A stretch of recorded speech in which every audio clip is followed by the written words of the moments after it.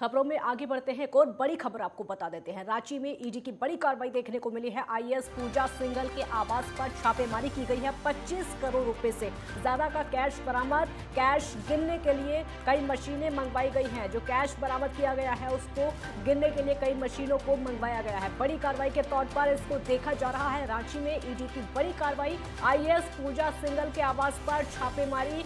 भ्रष्टाचार का ये पूरा मामला है। 25 करोड़ रुपए से ज्यादा का कैश बरामद किया गया है। कैश गिनने के लिए जो कि कैश बरामद किया गया है, कई मशीनें मंगवाई गई हैं, उनसे कैश गिना जाएगा। हालांकि अभी अंदाजा 25 करोड़ रुपए का लगाया जा रहा है। भ्रष्टाचार का बड़ा खुलासा सामने आया है। ईडी की बड़ी कार्रवाई के तौर पर इसको देखा जा रहा है। रांची से बड़ी खबर आपको बता रहे हैं, जहां पर ईडी की बड़ी कार्रवाई। ये देखिए तस्वीरें, आपकी टीवी स्क्रीन पर तस्वीरें आप देख सकते हैं। ये वही कैश है जो कि आईएएस पूजा सिंघल के आवास से छापेमारी करने के दौरान बरामद किया गया है। मशीनें मंगवाई गई हैं इस कैश को गिनने के लिए। तस्वीरें आप अपनी टीवी स्क्रीन पर देख सकते हैं कि भ्रष्टाचार किस तरीके से फैला हुआ है। भ्रष्टाचार सरकारी अधिकारियों में किस तरीके से फैला है और इस कैश को गिनने के लिए मशीनों को मंगवाया गया है। रांची में ईडी की बड़ी कार्रवाई, आईएएस पूजा सिंघल के आवास पर छापेमारी की गई है। 25 करोड़ रुपए ये हैं जिनको गिना जा रहा है।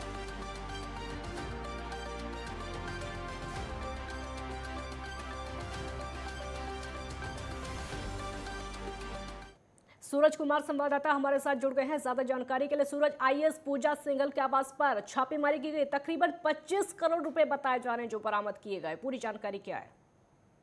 देखिए, बिल्कुल ये बहुत बड़ी खबर अब तक आ रही है। सबसे बड़ी बात है कि सुबह से लगातार लगभग 2 दर्जन से भी ज्यादा ईडी के अधिकारियों ने कई जगहों पे कई ठिकानों पे उन्होंने छापेमारी करी है। और खासकर जो झारखंड के आईएएस ऑफिसर है, आईएएस अधिकारी है पूजा सिंघल, और उनके पति के भी आवास पर भी पति के आवास पर भी ईडी ने छापेमारी की है। और कहा यह भी जा रहा है कि उनके अलावा जो यहाँ के जो बिजनेसमैन है अमित अग्रवाल, उनके भी कई ठिकानों पर छापामारी की गई है। तो ये कह सकते हैं कि सुबह से लगातार छापेमारी करने के बाद अभी जो खबरें आ रही है कि पूजा सिंघल और उनके करीबियों के पास से लगभग 20 से 22 करोड़ रुपए कैश बरामद किए गए हैं। और इस कैश को गिनने के लिए कई मशीनें भी मंगवाई गई है, जो भी लगातार तकरीबन 1-1.5 घंटे से लगातार पैसों की गिनती यहाँ पे की जा रही है। तो ये कह सकते हैं अब तक की सबसे बड़ी खबर है।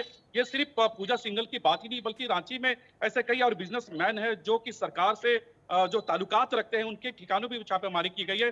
धनबाद में भी कई ठिकानों पे भी छापेमारी अब भी की जा रही है। तो ये कह सकते हैं कि तमाम जो टीमें हैं ये दिल्ली से यहाँ पे रांची पहुंची थी। सुबह से ही लगातार रैकी करके जहां ये अधिकारियों की जो करीबी है उनके भी ठिकानों पर लगातार यहाँ पे छापेमारी की गई है। लगभग 2 दर्जन से भी ज्यादा यहाँ पे अधिकारी बताए जा रहे हैं। क्या ये लगाया जा रहा है कि ये छापेमारी अब भी जारी है, और ये भी लगाया जा रहा है कि रात देर तक ये छापेमारी जारी रह सकती है।